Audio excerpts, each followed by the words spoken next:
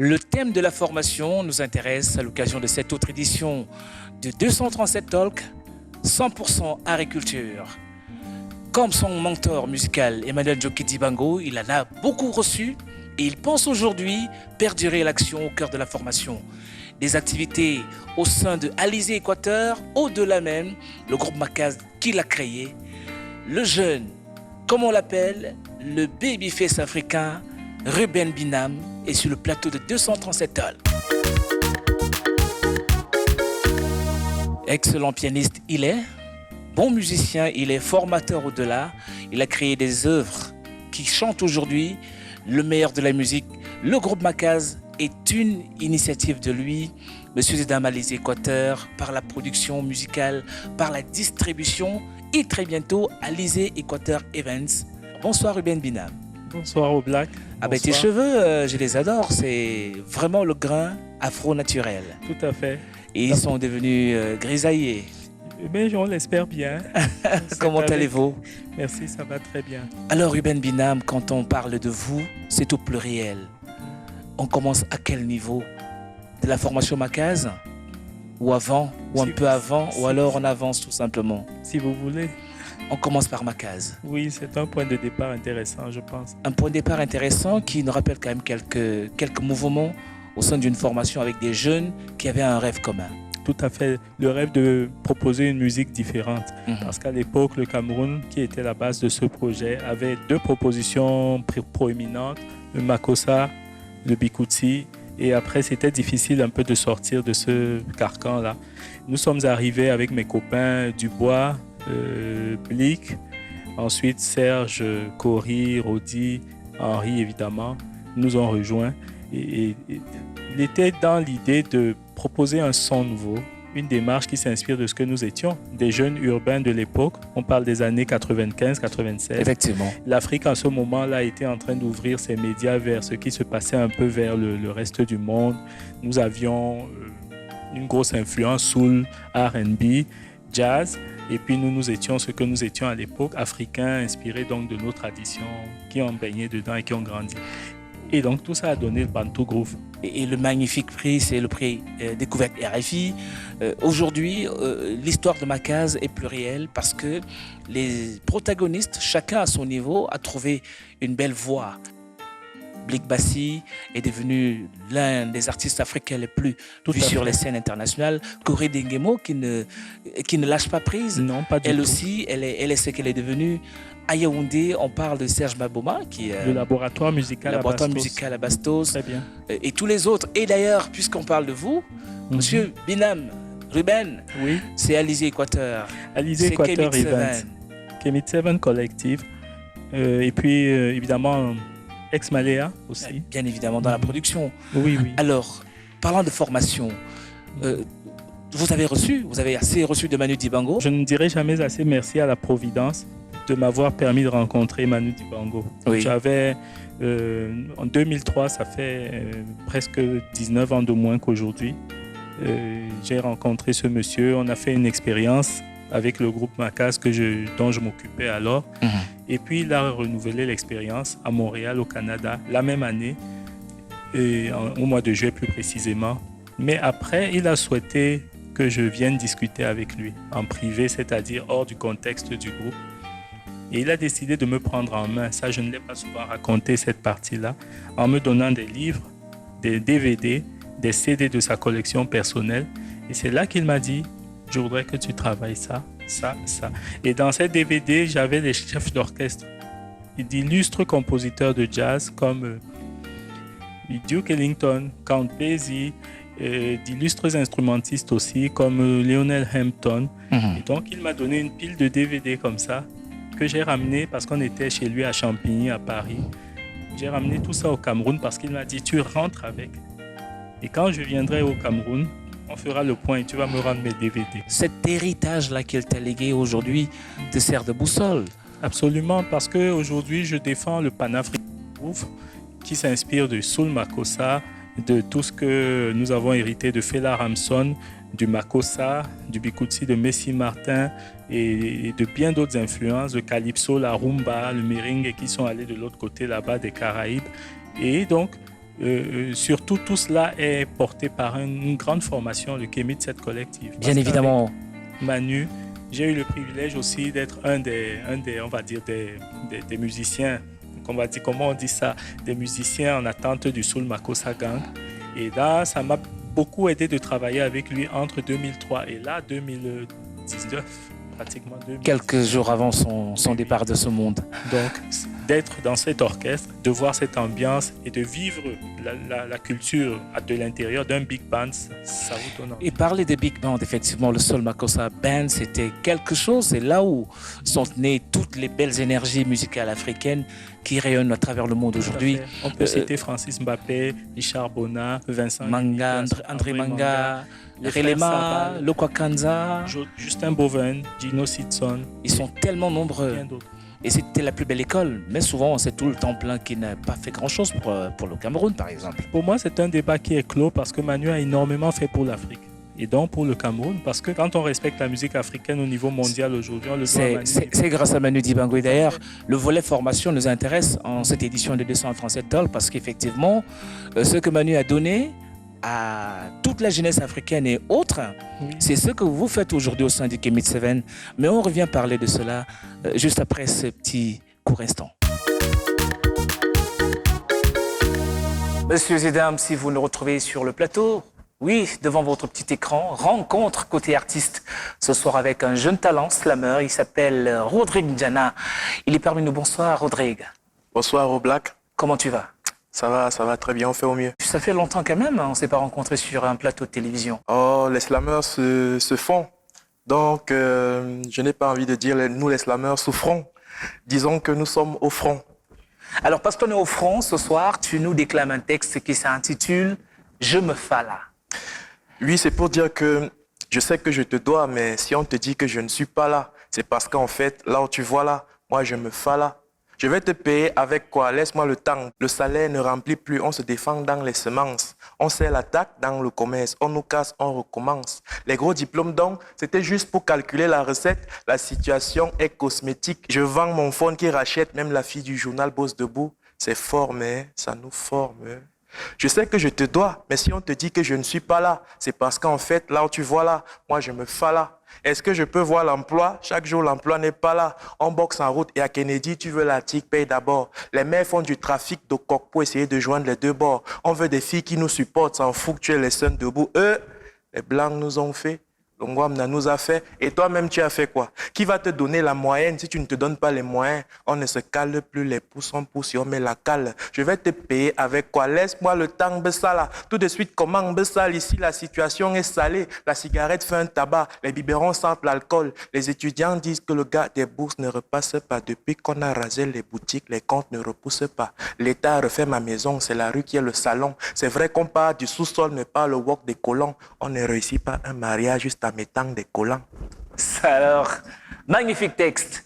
Ah oui, ça c'est ta toute dernière actualité, Rodrigue Ndiana. Oui, c'est un single que je voudrais partager avec les jeunes et les moins jeunes d'ailleurs, qui est un peu tributaire de mon état d'esprit actuel et de l'état d'esprit d'une certaine jeunesse, parce que maintenant on ne pleure plus, on se fala quoi. On se fala simplement. Voilà, on entreprend dans le make-up, dans le taxi, dans l'art, dans tout ce qui... On essaie en fait de s'adapter au contexte, quoi. On fait là quelque chose pour pouvoir survivre. Voilà, on ne cherche plus l'emploi, maintenant c'est l'emploi qui nous cherche. Ensemble, on fait des choses pour pouvoir faire vivre le slam, des choses qui peuvent nous servir à la fois à nous-mêmes et à ceux qui viennent après nous, parce que nous, on n'a pas trouvé ces structures-là. Mais le festival Slameroun, il est itinérant. On a été au Grand Nord, je pense bien. Oui, Garoua, c'était l'année dernière. Oui. On a commencé par la base Yaoundé. Cette année, on ira du côté de Boya. C'est toujours Yaoundé et Boya. Ah, ça, c'est Voilà. un rendez-vous à prendre du côté de Boyard. C'est quand même.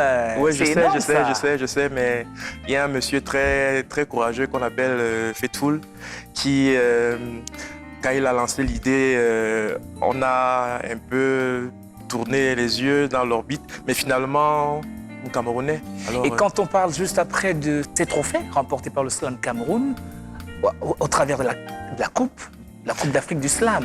c'est une idée d'un Camerounais, Fetoul justement, pour ne pas le citer. Et les Camerounais font de très, très, très, très grandes choses. On entreprend et big up à tous les slameurs camerounais, à tous les jeunes qui ont un rêve. Dans tous les cas, le rendez-vous est pris du côté d'Addis Abeba, c'est en Éthiopie. En fin d'année 2021, ce sera donc la Coupe d'Afrique du Slam et les Camerounais seront de la partie. Merci à toi, Rodrigue Diana, d'être passé sur le plateau de 237 Talk.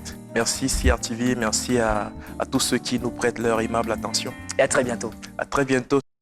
Alors, mesdames, messieurs, si vous nous retrouvez ce soir sur le plateau de 237 Talk, rencontre éclectique avec l'homme Ruben Binam, patron du label Alice Équateur, promoteur de ce magnifique orchestre Kemit 7. Ça nous rappelle quand même l'Égypte ancienne quand on parle avec Kemit. Oui, Kemit, c'est C'est le les nom. origines. C'est le nom. Tout C'est le simplement. nom. C'est la terre qui a fait émerger cette civilisation dont on se souviendra. C'est pour ça aussi qu'on est là. Quelle est la première? Après, les Grecs sont venus à l'école là. Ils ont suscité la naissance de la civilisation occidentale et malheureusement, beaucoup pensent que c'est là-bas le point de départ. Et quand on va sur cette base-là, on voit exactement la direction que tu proposes à Kemit 7, Tout à fait. L'Afrique n'a pas encore dit son dernier mot tout et simplement. l'Afrique aura ses victoires en s'appuyant sur ce qu'elle est. Je voudrais m'appuyer sur une parole de Napoléon Bonaparte à l'époque qui a dit « Quand la Chine se réveillera, le monde tremblera ». Je voudrais la paraphraser en disant que très bientôt, parce que l'Afrique s'est réveillée, le monde va trembler. Ou il est déjà en train de trembler. Je pense qu'il est déjà en train de trembler parce que vous savez, tous les phénomènes qui nous ont fait souffrir ont suscité quelque chose que beaucoup n'ont pas observé. Nous sommes la culture qui s'est le plus répandue dans le monde. Kemit 7, c'est une formation de plus de 20 jeunes qui sont venus à la rencontre de la musique, de l'art musical, je dis bien. C'est des musiciens, c'est des chanteurs, c'est tout ce que tu peux bien vouloir d'une discipline imparable. Comment tu arrives à le faire? Au début, quand j'ai mis Alice Équateur en route dans les années 2004, je m'occupais de beaucoup d'artistes. Paix à son âme, et Avenir Ava a été façonné là-bas. Ex-Malea, le groupe que Effectivement. vous connaissez, a été façonné là-bas. Et au bout d'un moment, c'était un peu difficile comme ça d'aller d'un projet à un autre. Il m'a semblé vers les années 2011-2012 plus judicieux de continuer à m'occuper d'artistes qui veulent émerger professionnellement, mais de les mettre dans une dynamique de groupe. Mais c'est le prolongement du Pan-African Groove, promu fait. déjà au sein de Macaz, que tu ramènes avec Kemit 7, mais un peu plus développé. Oui, parce qu'avec ma case, je parlais plutôt de Bantu Groove. Bantu Groove. Aujourd'hui, je parle de Pan-African Groove parce que, bon, c'est peut-être un clin d'œil aussi à mon autre prénom. Je m'appelle Kwame. Kwame. Et j'ai une frustration là-dessus parce que Kwame Nkrumah et Marcus Garvey, d'ailleurs, portaient une vision incroyablement objective, mais dans un contexte où on n'a pas pu les écouter, ils n'ont pas pu réaliser leur projet. Et à mon avis, l'une des faiblesses de leur démarche, c'est qu'ils se sont beaucoup appuyés sur la politique. Moi, je pense que l'Afrique est panafricaine par la culture. Et que ça peut fonctionner si on donne de la force par ce côté-là. D'ailleurs, les résultats sont visibles. Beaucoup d'actions à votre actif. Kemit 7, l'orchestre pluriel et surtout très ouvert au monde, Tout à a fait. proposé déjà beaucoup de choses sur la télévision nationale au Cameroun, sur des scènes privées et partout ailleurs. Beaucoup. Alors, s'il fallait parler à vos jeunes que vous encadrez, Il ne faut jamais prendre le melon parce que précisément quand on a le melon à la place de la tête, on tombe. On n'a plus l'équilibre et on retombe en arrière. Donc, mais allons regarder comment ça se passe. Le secteur des arts et la culture au Cameroun, Oui. Ruben Binam, vous êtes quand même un acteur assez averti, vous observez beaucoup. Qu'est-ce qu'on peut dire de cette scène-là, on peut partant dire, des institutions jusqu'aux acteurs même? on peut dire qu'il y a un foisonnement je dirais, recherche de solutions. Les pouvoirs publics ont eu plusieurs phases. Je ne peux pas les juger. Je pense qu'ils ont vraiment besoin d'être éclairés par les compétences, les professionnels pour mieux accomplir leur mission. Mais j'avoue qu'en tant qu'opérateur, je suis vraiment en attente parce qu'on est dans un pays qui a tout à gagner en structurant bien ce secteur, en accompagnant les acteurs qui valent la peine d'être accompagnés, donc qu'on sorte des subjectivités et des petites ententes entre copains et qu'on accompagne vraiment les forces pour donner à la culture camerounaise la dimension qui est la sienne et dont elle ne doit jamais dégringoler. Et je pense aussi que le secteur privé, les initiatives privées sont bienvenues et de plus en plus elles émergent. Il y a quand même que l'Afrique de l'Ouest a pris du volume Tout à fait. par rapport à l'Afrique centrale. Qu'est-ce qui peut expliquer le fait, Alors, Ruben moi, j'ai Binam? une explication tout à fait, on dira c'est objectif ou pas, mais je pense que ça l'est quelque part. L'Afrique de l'Ouest s'est beaucoup appuyée au début des années 80 sur les subventions qui venaient d'Europe, de la France notamment. Oui. Et ça a été un vrai levain pour la culture en Afrique de l'Ouest. Mais au-delà de ces subventions, les gouvernements ont aussi accompagné le mouvement. Je dirais que c'est plus les forces de l'extérieur qui ont donné de la force à l'intérieur. Mais l'avantage qu'ils avaient, c'est qu'ils se sont structurés pour recevoir tout cela et pour capitaliser cela chez eux en restant chez eux. Ruben Binam, en tout cas, c'est un exemple à suivre pour l'Afrique centrale, qui d'ailleurs aussi mérite aujourd'hui d'être exposé au firmament. Tout à fait. Vous regardez 237 Talk, on parle musique et on parle avec Ruben Binam ce soir, messieurs et dames. Ne zappez pas, puisque je vous emmène dans un univers typiquement culturel et artistique. Salut à tous, je suis très heureux de vous accueillir aujourd'hui au laboratoire musical de Bastos. Sur un plan purement historique, à la base, le laboratoire musical de Bastos, qui ne s'appelait pas comme ça, était l'espace de répétition de mon premier groupe qui s'appelait Nova en 1993. Puis en 1997, le groupe Macaz a pris ses quartiers ici et n'est plus jamais parti de là. Seulement de fil en aiguille, il y a des jeunes qui sont arrivés et qui nous ont dit écoutez, on aimerait faire comme vous. De fil en aiguille, on s'est rendu compte qu'il y avait des améliorations à apporter sur la base de notre expérience personnelle à ces jeunes-là. Et on a commencé à devenir, par la force des choses, des encadreurs. Et on a fait des échanges d'expériences. Et de plus en plus de personnes sont arrivées ici.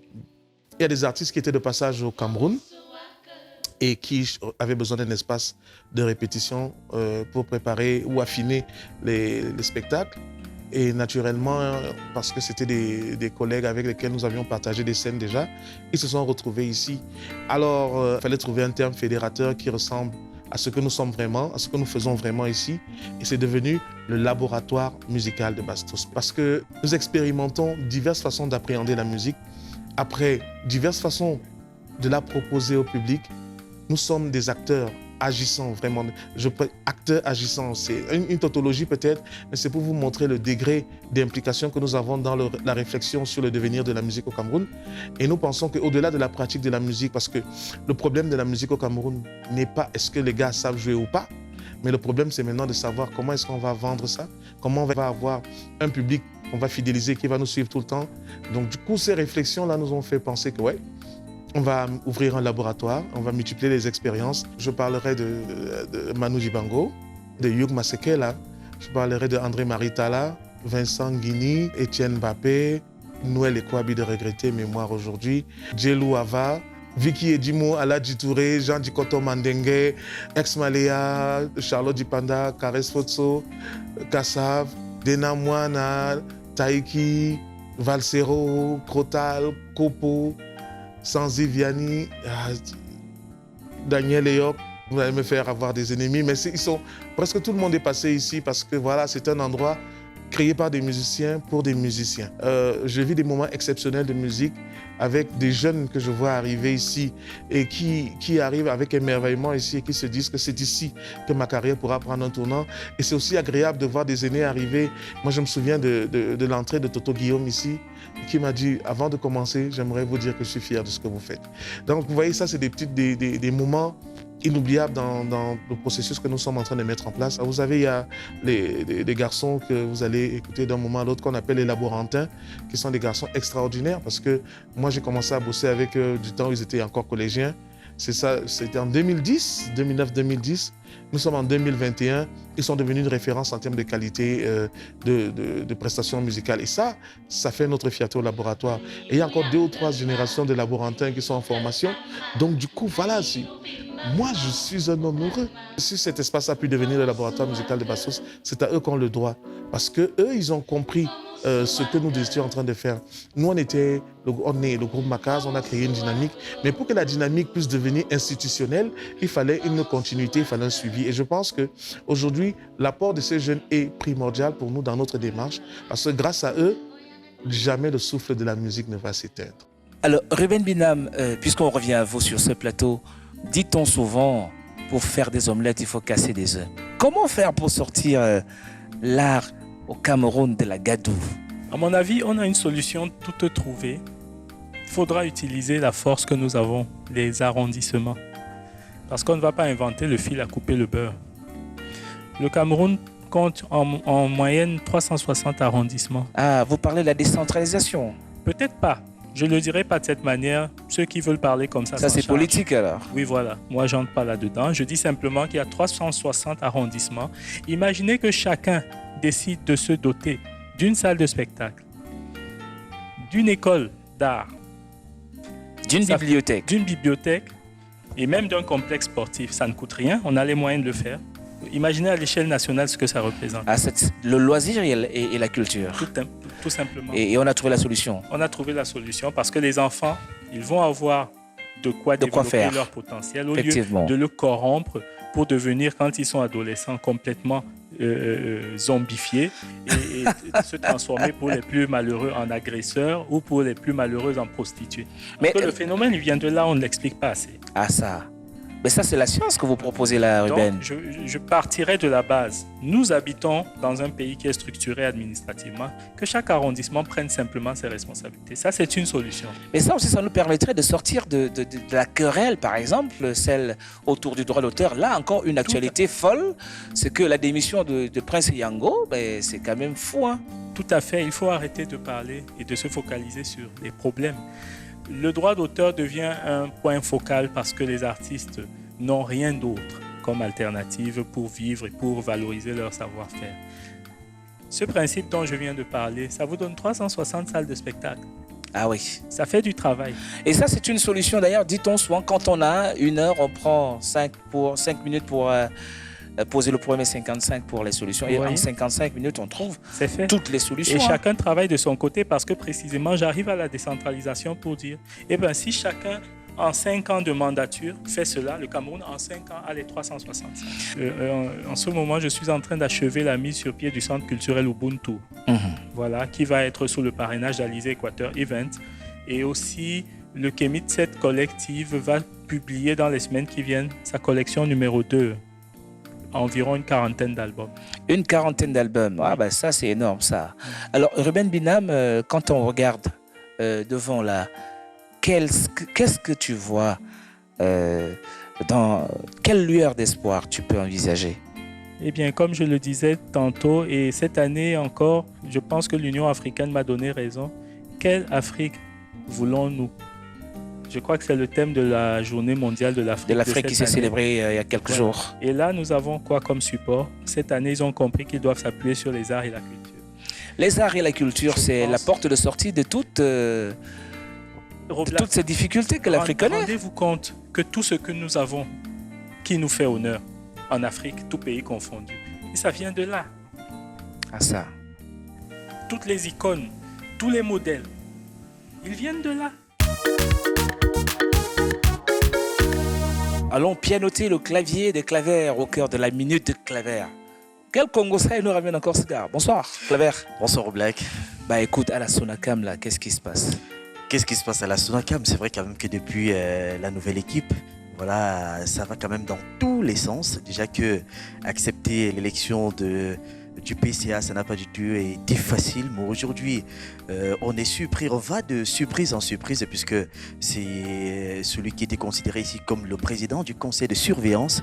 Voilà, Prince Dedi Yango, qui a donc annoncé sa démission. Il n'a pas eu de caméra de surveillance ou quoi?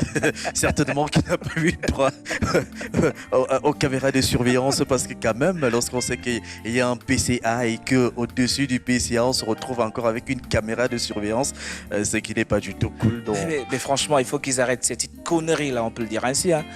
On en a assez, c'est des vieillards, c'est des gens qui nous ont fait danser, qui rentrent dans une gadoue impossible. C'est tellement compliqué, on a comme l'impression qu'on ne soucie pas aujourd'hui de la situation de l'artiste. Ça, c'est les mafieux, ils sont tous dans la mafia. Merci JB Claver. Merci Roblack. À très bientôt. Et vivement l'artiste. Donne le nom de l'invité de l'émission 237 Talk en envoyant Talk au 81 76 et tente de gagner un écran TV 43 pouces. Ce qui reste éternel sont les artistes. Qu'est-ce qu'on attend? On attend peut-être que vous passiez dans cette émission 237 Talk. Merci Ruben Binam. Merci à vous. Dans tous les cas, d'être parmi vous. Merci. On compte toujours sur vous et surtout votre clavier vous quitte jamais. On aura l'occasion une autre fois de vous voir en action parce que ça aussi c'est votre vie. Messieurs et dames, 237 Talk avec Ruben Binam. On sort de cette antenne le temps de vous donner rendez-vous la semaine prochaine avec une même énergie et surtout d'autres invités qui vous apporteront encore en plus dans le domaine des arts et de la culture. Bonne soirée à vous.